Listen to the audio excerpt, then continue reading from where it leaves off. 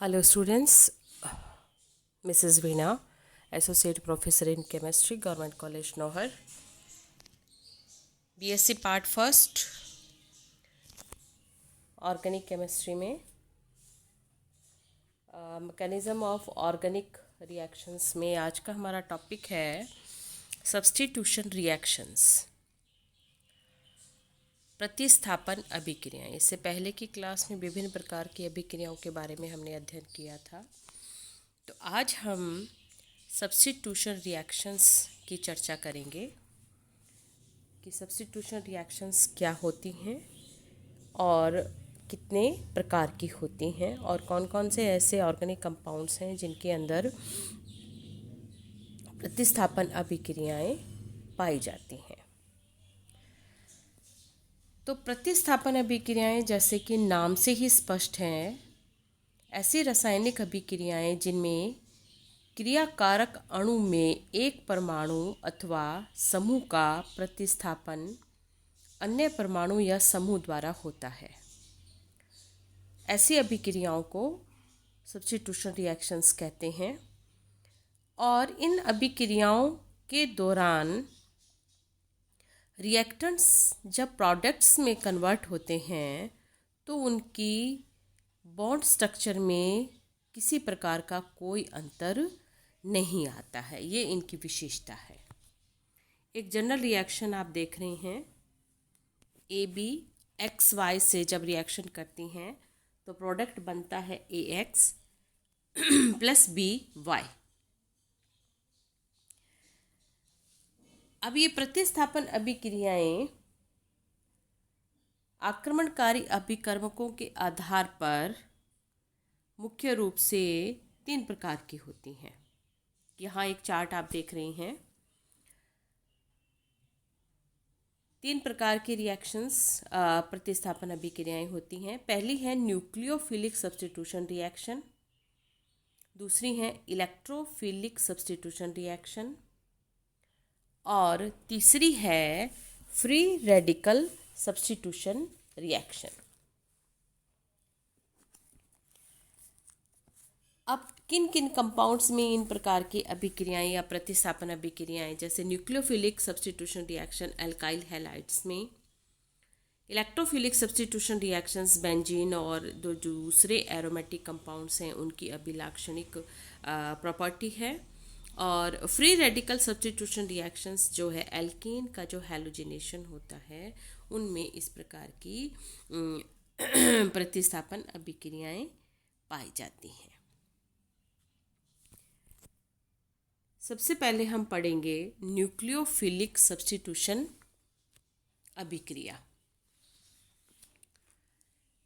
तो ऐसी प्रतिस्थापन अभिक्रियाएं जिनमें एक आक्रमणकारी अभिकर्मक एक न्यूक्लियोफाइल होता है,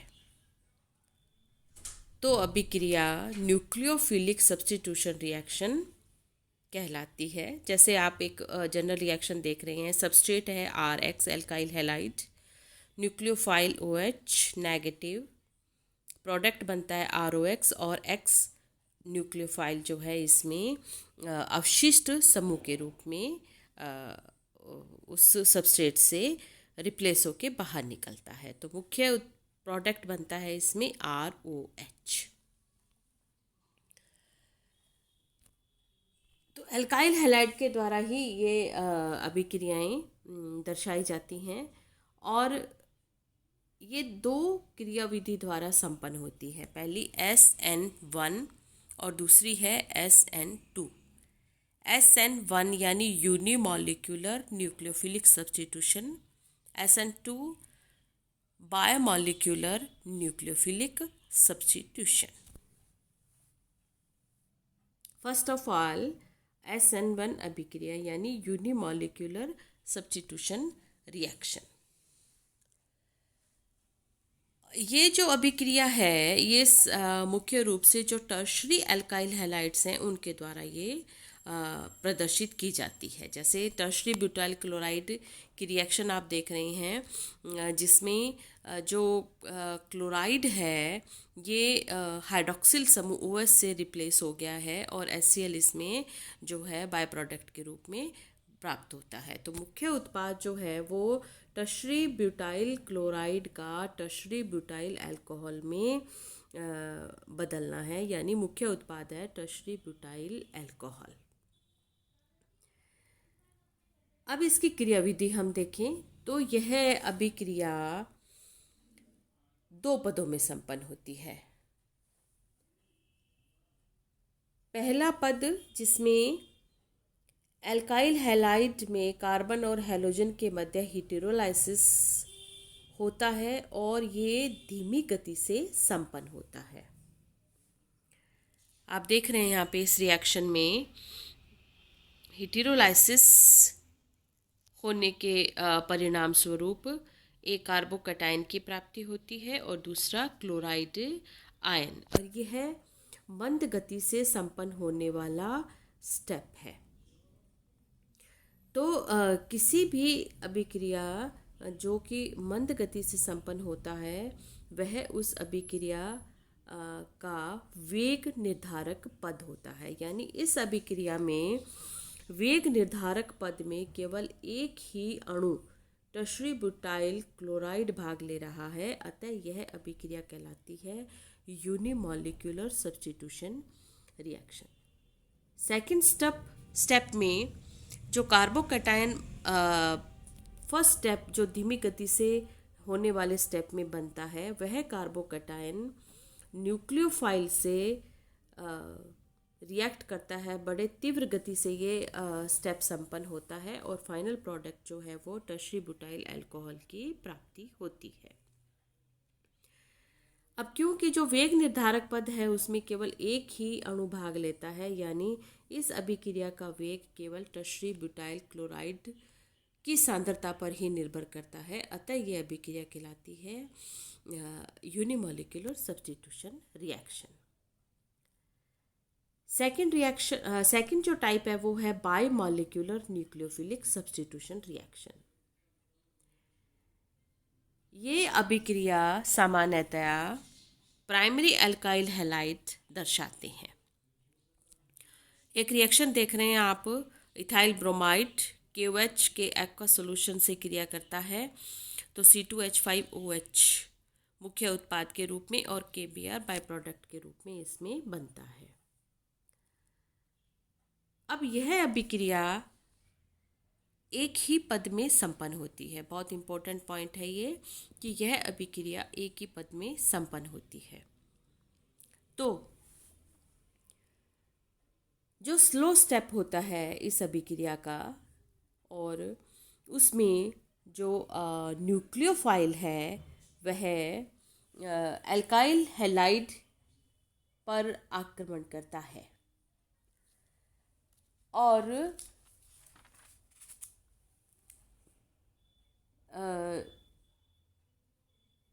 नाभिक स्नेही का आक्रमण क्रियाकारक पर हटने वाले नाभिक स्नेही के पीछे की तरफ से होता है।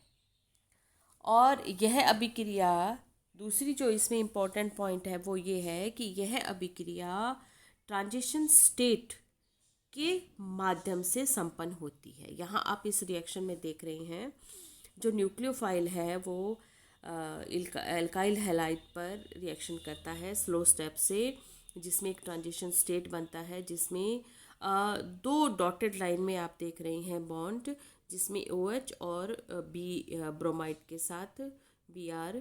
तो एक जो बॉन्ड होता है ये बन रहा बॉन्ड होता है, दूसरा बॉन्ड होता है जो कि टूट रहा बंद होता है। तो एक संक्रमण अवस्था बनती है और यह संक्रमण अवस्था क्योंकि इसका लाइफ पीरियड बहुत कम होता है, बहुत तेज़ी से ये फाइनल प्रोडक्ट में कन्वर्ट हो जाता है।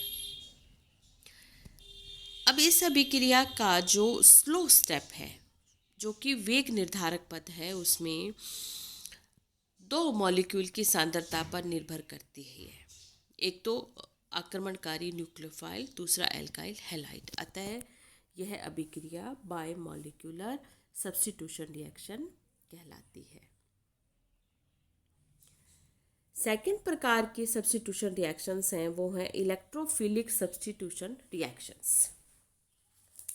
इलेक्ट्रॉन्स ने ही प्रतिस्थापन अभिक्रियाएं।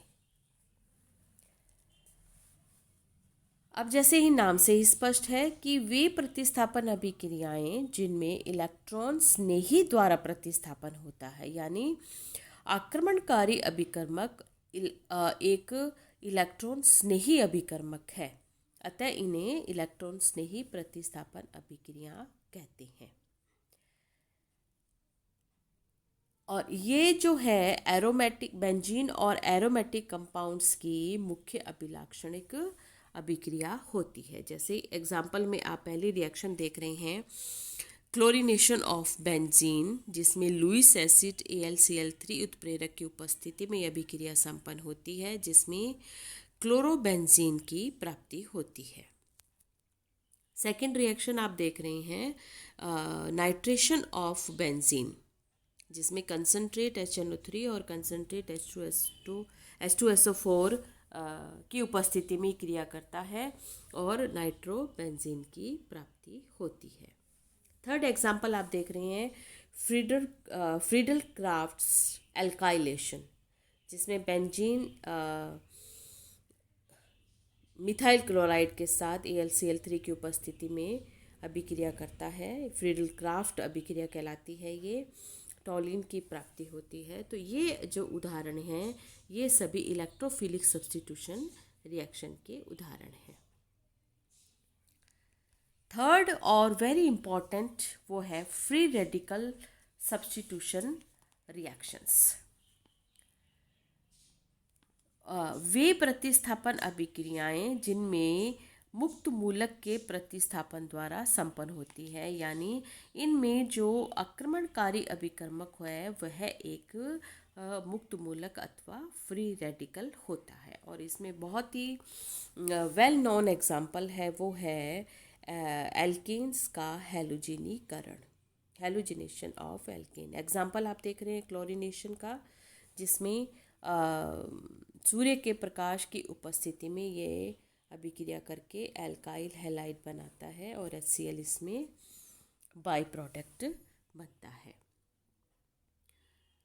ये अभिक्रियाएं श्रृंखला अभिक्रियाएं होती हैं और ये 3 स्टेप में संपन्न होती हैं। पहला स्टेप है इसमें चेन इनिशिएशन स्टेप, श्रृंखला को प्रारंभ करने वाला पद। सेकंड स्टेप होता है चेन प्रोपेगेशन स्टेप, श्रृंखला को आगे संचारित करने वाला पद। और थर्ड स्टेप होता है चेन टर्मिनेशन स्टेप, श्रृंखला को समापन करने वाला पद। तो पहला पद chain initiation step,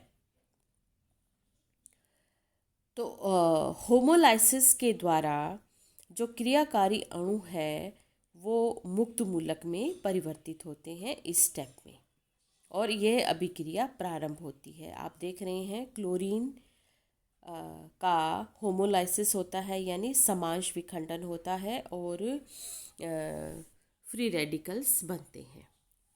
chain propagation step में जो इनिशिएशन स्टेप में बने हुए मुक्त मूलक अभिक्रिया में भाग लेते हैं और दूसरे मुक्त मूलकों का निर्माण करते हैं। जैसे ये एल्केन के साथ रिएक्शन करता है और एल्काइल फ्री रेडिकल का निर्माण करता है। एल्काइल फ्री रेडिकल पुनः क्लोरीन के साथ रिएक्शन करके मुख्य प्रोडक्ट एल्काइल क्लोराइड का निर्माण करता है और एक फ्री रेडिकल प्राप्त होता है। इस प्रकार से ये अभिक्रिया जब तक कि सभी एल्केन्स एल्काइल हैलाइड में परिवर्तित नहीं हो जाते हैं तब तक ये अभिक्रिया यह स्टेप चलता रहता है, यानी chain propagation step. Third step chain termination step.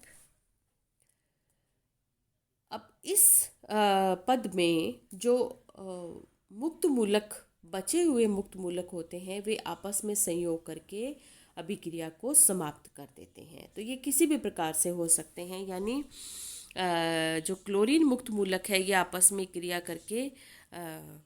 कर लेते हैं। एल्काइल मुक्त मूलक होते हैं ये आपस में क्रिया कर लेते हैं। तो बचे हुए जो मुक्त मूलक हैं ये आपस में क्रिया करके श्रृंखला को समाप्त कर देते हैं। तो स्टूडेंट्स, आज की इस क्लास में हमने मुख्य रूप से सब्स्टिट्यूशन रिएक्शंस के बारे में पढ़ा कि ये 3 प्रकार के होते हैं: nucleophilic substitution reaction, electrophilic substitution reaction and free radical substitution reactions. So thank you so much.